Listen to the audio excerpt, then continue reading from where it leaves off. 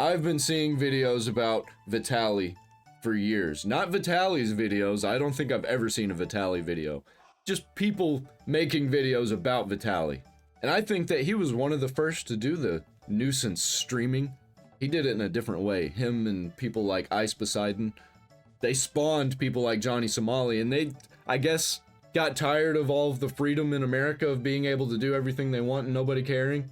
Or, you know, having the threat of getting beat up, or worse. So they went to other countries because people like to see people get uncomfortable in public. And there's a special kind of uncomfortable that happens whenever you go to another country. But these other countries' governments, they don't play around. I don't think they looked into the laws and what these governments do to foreigners and even their own people whenever they arrest them for doing stupid stuff. A lot of times you didn't even know you were doing things illegal. Why would you do things that are actually illegal everywhere?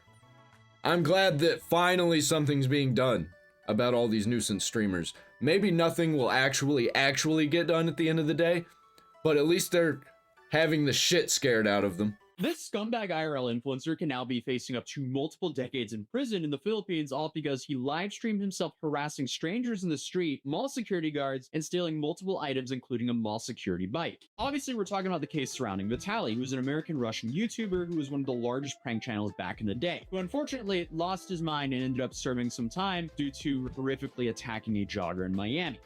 Wasn't he on like mushrooms or something? Didn't I hear that? This dude has always been a degenerate. Not saying that if you do mushrooms, then you're a degenerate. I'm just saying if you're a degenerate who takes mushrooms, then you're going to be even more of a degenerate on mushrooms. I don't think this guy's going to be doing decades in a Filipino prison, but I think he could do like 2 years. But recently, he came back to the internet, and he's came back to the internet a few times, but in the most recent time, he decided to come back to the internet and essentially be a knockoff Johnny Somali for some reason. And in his comeback, he was definitely not wise when it comes to picking the country to be a nuisance in. I think that he saw that everybody was talking about Johnny Somali. He didn't look at Johnny Somali's numbers and how much money he was making, though, I don't think. But he saw all that and he's like, I want to be famous. I want everybody to be talking about me. Well, guess what? We are now. But so is the Philippines. The Philippines. I don't know why you would ever want to come to the Philippines and go live with the title Disturbing the Peace in the Philippines, as that is probably one of the last countries I would ever want to have that title in my stream, let alone go around and harass people and then steal multiple items while live streaming yourself doing so. It's like the influencer version of Darwinism, and his actions are definitely catching up to him here now because he was just perp walked out in front of the entire country. Secretary John Vic Remulla will now make a statement. Magandang umaga po sa inyo lahat. Yeah, the smirk he had during his arrest and mugshot, that's completely gone. Well, he didn't look too happy. And he didn't look like he was going to be trying to troll like Johnny Somali did in his trial. I think the Philippines are a little bit more serious than South Korea. Dude, he was warned multiple times. He didn't care. He just openly embraced going to jail in the Philippines on his stream. And now he's in even more trouble than what I think he's ever been in his life. And that really, really sets the bar when you look at his situation that happened in Miami. Because if you have a horrific attack on your record and somehow you're in more trouble than what you were then, oh boy. So what are they charging him for? Vitali engaged in multiple disruptive and inappropriate acts, including attempting to kiss and grab him, trying to seize his service firearm, taking videos of him without consent, mocking other security guards, and vlogging without a permit in BGC. Also, in Vitali's latest video in BGC, nakita siyang sumasakay ng patrol motorcycle na walang abiso. Oh wow, there's just a whole plethora of charges here that can be disastrous for him. Can you imagine him facing 20 years in prison for all of these things over in the Philippines? But if he would have done all of these things over here in America, he probably would have spent the night in jail, if that. Our justice system here is so fucked, man. They're also talking not just fully English, they're speaking tag-along with English, which I think they call Taglish. So I had to transcribe a lot of this to actually understand what is going on and then run it through ChatGPT and then have ChatGPT essentially tell me what they were saying. So it's not fully spot on yet, but that's what happens when we're trying to break this news. So here we have, I guess, the charges against Vitali, which aren't 100% set in stone from what I can tell, because he just kind of threw out a lot of the things that happened that they're investigating him for. So first you have unjust vexation, which is engaging in behavior that caused annoyance and distress to others. Then you have alarm and scandal, which is actions that disturb public peace and order. Then you had attempted theft, which was trying to unlawfully take a security guard's firearm. What? What? Hold on. That's insane. Why would you even do that? Do you not even care about your own life? I don't even know why I asked that question. Of course he doesn't. Dude's lucky he didn't get killed by these security guards, man. That definitely would have got him shot over here in America. He wouldn't have been arrested, but if he would have tried that, he would have been shot. And the cops would have been happy to do it. Like, finally, somebody tried to reach for my firearm. That's a serious charge. That is, like, did this happen after my coverage? Did this happen after he was arrested? I don't remember that being on the stream that I skimmed through. That is a serious charge. Then you have the 2 counts of theft if they go after him for taking the motorcycle and the industrial fan, and then also that face mask, but they returned the face mask pretty quickly. So we'll see what they do there. I think those are going to get dropped and they're just going to go for the firearm charge and the disturbing the peace and whatnot. I don't think that he's going to get charged with any kind of theft because that's just kind of... He didn't actually steal anything, I think. I think he just pretended to. That's really bad, man. Then you have the threatening to rob an old lady as well. But what I didn't know until... Oh, he's definitely going to get charged with that one. That one might be the worst one. Now is apparently if you steal a motorcycle in the Philippines, you can actually get up to life in prison. And this is all due to a newer and stricter law they put in place around 2016. Now, will he get life in prison? There's no way. But the fact that you would even go to a country and do something that can give you a maximum of life in prison is insane. I am seeing multiple locals say that he could be facing up to 24 years in prison, as it's up to 12 years for each of the counts of theft there. And that's just the theft cases alone. And then you have all these other charges up here as well. So will he get this amount of time? Probably not. But I don't think he's going to just leave the country next week, to put it lightly. It seems like they very much so want to charge him. So then they go on to say that charges also stem from incidents where Vitali is seen grabbing a security guard's hat, attempting to seize another guard's firearm, and threatening to rob a woman in Bonifacio Global C. Now, Secretary Romola, who is the guy that essentially had him perp walked out there in front of the whole country, now he said that Vitali will not be deported immediately, but will remain in the Bureau of Immigration Detention Facility to face the charges filed against him. He also emphasized that no special treatment will be given, stating that we're done with foreigners who only insult Filipinos. This is an example that we are serious here in our country, and we won't let them belittle us. Every country needs to do this. Japan needs to do this. South Korea needs to do this. Is it Vietnam? Is that the other one? There's a few other countries that are in Asia that need to do this. I want to be able to go to Japan and stream if I want and not have to worry about people thinking I'm a nuisance streamer. So just get rid of them. Lock them up. And they also stated that authorities are seeking Vitali's cameraman, who may also face charges for enabling a commission of crime. This is a stark contrast from what we've seen Japan do with Johnny Somali, and now maybe even South Korea with Johnny Somali, as they seem to be playing way more softball with him there. In the Philippines, they're not messing around. They had him perp walk down in front of the whole country within a week of an arrest. Within the week of him doing it, they arrested him right away. They arrested him 2 days after my video on him. They arrested him on the 3rd of April. Now on the 7th of April, they're having him perp walked out in front of the entire country saying, hey, we're gonna make an example out of this guy. This is not okay. This is crazy. Why, as an influencer, would you ever go mess around and do this kind of content, especially not in your home country? Fair enough if you actually understand the laws of the place that you're in, but still, please never do stuff like this, because again, I want to live in a world where I can walk around in public without having to worry about being harassed by an IRL streamer. Is that so much to ask for? I don't get the mindset of people that are doing this. Even if I thought that I would make money by making everybody hate me, I wouldn't do it because I don't want everybody to hate me. I don't get it. I actually like being a good person that walks by people without causing problems. I just want to say hi to some random person that I've never met. I like your shoes. And then we never see each other again. I don't want to have to see that person in court because I tried to pretend to rob them. And I feel like everyone in the world deserves that very basic right. If you're out in public, you shouldn't have some IRL streamer harassing you to try to get some sort of reaction so they can monetize it for their live stream. It's just unacceptable. But continuing, it says Vitaly's actions have drawn significant criticism and authorities are committed to ensuring accountability for his conduct in the Philippines. Here's a little snippet where he says that Vitaly has to take accountability for his own content. People have to take responsibility for the content they create. It is not a license to shame or to hurt or to besmirch anyone. I'll give a good example right now. Mizkif didn't do something near as bad, near as detrimental to people's lives. He did some pull-ups on a sacred tree in Japan, the cherry blossom tree. And everybody hated him. And he apologized. And nothing was done.